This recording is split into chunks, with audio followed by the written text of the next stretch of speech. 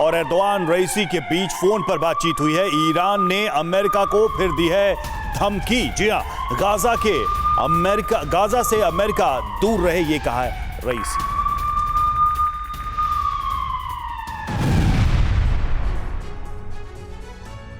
Israel Hamas जंग के बीच middle east में टेंशन हाई है। तुर्की ईरान के साथ मिलकर नए मोर्चे की तैयारी कर रहा है। तुर्की के राष्ट्रपति ऑफिस के बयान के मुताबिक दोनों नेताओं ने फोन पर गाजा पट्टी के खिलाफ इजराइल के हमलों, फिलिस्तीनियों को मानवीय सहायता प्रदान करने की कोशिशों और क्षेत्र में स्थायी सीज फायर करने के लिए उठाए जा सकने वाले कदमों पर चर्चा की। चर्चा के बाद ईरान ने एक बार फिर अमेरिका को धमकी देते हुए कहा, गाजा में अमेरिका दखल न दे। ईरानी राष्ट्रपति ने कहा, गाजा के लोग ही गाजा के भविष्य का फैसला करेंगे। गाजा में हमास की सरकार को गाजा वासियों ने वोटिंग के जरिए चुना है। गाजा के फैसले वो खुद लेंगे। रईसी ने कहा, गाजा के आवाम के मामले में दखल देना या उनके लिए कोई निर्णय लेने का कोई अधिकार अमेरिका के पास नहीं है। अगर अमेरिका ऐसा करता है तो उसके लिए ये बुरा साबित होगा। ईरान और तुर्की लगातार गाजा मुद्दे पर अमेरिका के खिलाफ जहर उगल रहे हैं। जिस तरह मिडिल ईस्ट में आग लगी है, उसको देखते हुए ये कहा जा सकता है कि अभी युद्ध की चिंगारी और भड़कने वाली है।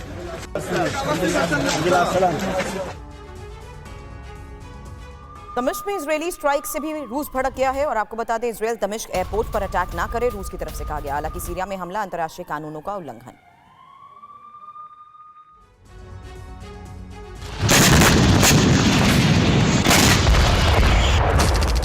मिडिल ईस्ट में इजरायल के खिलाफ एक और मोर्चा तैयार हो चुका है। अब तक लड़ाई गाजा और लेबनान की तरफ चल रही है, लेकिन नए मोर्चे के बनने के बाद इजरायल को सीरिया से भी जंग लड़नी पड़ सकती है।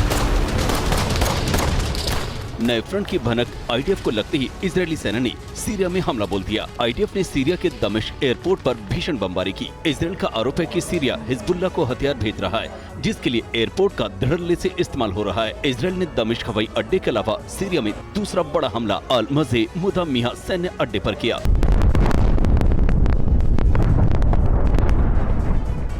यहाँ भी आईडीएफ ने मिसाइल से अटैक किया। उधर सीरिया पर हमले के बाद रूस ने भी अपनी प्रतिक्रिया दी है। रूस ने सीरिया पर हमले की निंदा की है। रूस ने कहा है, सीरिया में हवाई अड्डों पर हमला करना युद्ध भड़काने की तरह है। इस तरह के हमलों से तनाव और बढ़ सकता है।